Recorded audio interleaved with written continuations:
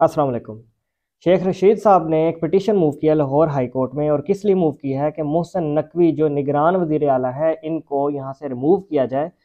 और जो पिटीशन के अंदर मवाद लिया है, जो बुनियाद बनाई है, वो ये कि इनकी जो तकर्री है वो गलत है, इसको रिमूव किया जाए और वायलेशन ऑफ लॉ है, और ये हरगिज़ यहाँ पे निगरान वज़ीर आला बनने के लायक नहीं है। अब पिटीशन का थोड़ा सा मुताला मैंने किया, क्योंकि मैं कानून का तालिब इल्म हूँ, वकील हूँ।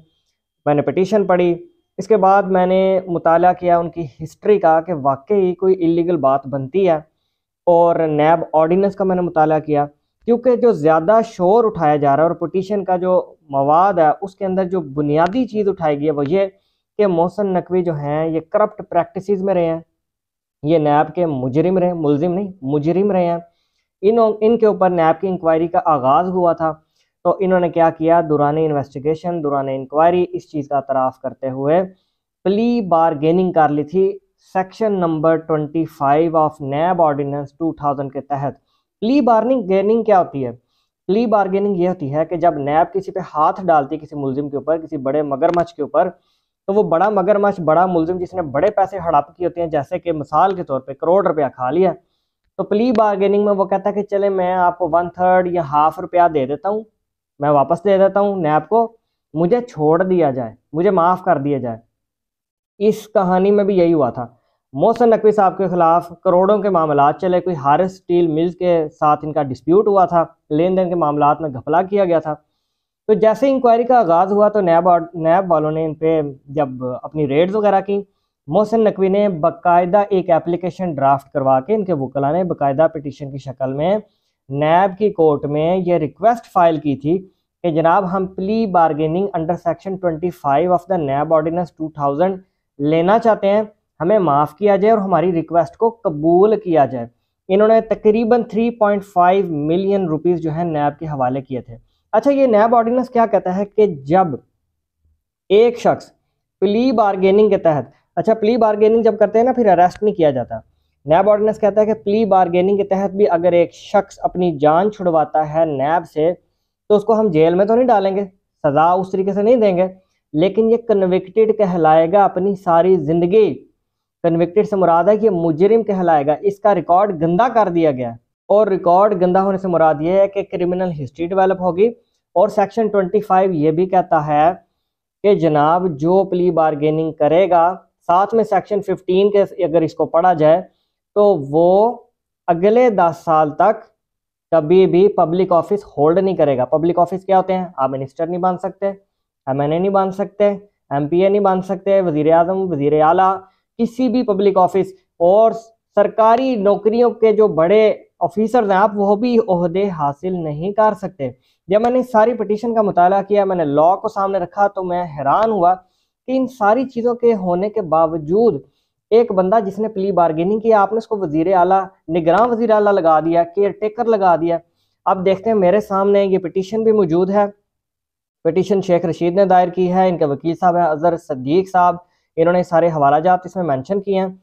फिर जनाब मैंने मजीद सर्च की तो मेरे सामने लॉज भी सामने आए और सुप्रीम कोर्ट का फैसला भी सामने आया। सुप्रीम कोर्ट ने 2016-17 के अंदर एक वाजिया जजमेंट दी थी, जिसके अल्फाज कुछ यूं हैं: once a person accused of corruption और corrupt practices volunteers to offer a return the amount he has pocketed or gained through illegal means, prima facie cannot hold any government public office, as the very act of his offering the voluntary return falls within the definition of misconduct under the service law। तो supreme court के वाज़े अल्फाज है कि जनाब एक बंदा plea bargaining में भी पैसे वापस करता है तो ये मिसकंडक्ट ही है। उसने खाए तो हुए ना, इस बात का इतराफ़ किया, उसने इलीगल मीन से इकट्ठे तो किए ना, तो वो कभी भी पब्लिक ऑफिस होल्ड नहीं करेगा, कभी भी वजीर, मिनिस्टर या इस तरीके से ओहदों पे वो आने का काबिल नहीं। ये सुप्रीम कोर्ट की वाज़िया जजमेंट है। मैंने मज़ीद रिसर्च किया तो मुझे फिर वो ड्राफ्टेड एप्लीकेशन भी मिल गई, जो कि मोहसिन नकवी साहब की तरफ से दायर की गई थी जब इन्होंने प्ली बार्गेनिंग करनी थी। नैब से इनके मामलात चल रहे थे आज से चंद साल पहले। तो इसमें वाज़िया तौर पे लिखा हुआ है 3.5 मिलियन रुपीज़ इन्होंने वापस किए हैं।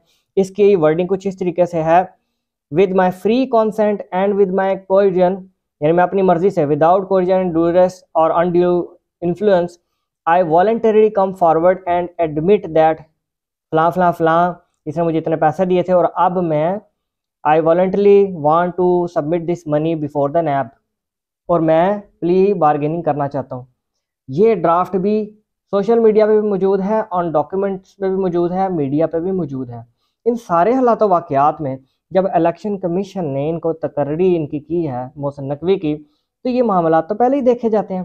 फ़िल्टर से गुज़र के ही एक केयर टेकर जो वज़ीर आला उसने इंतखाब होना होता है।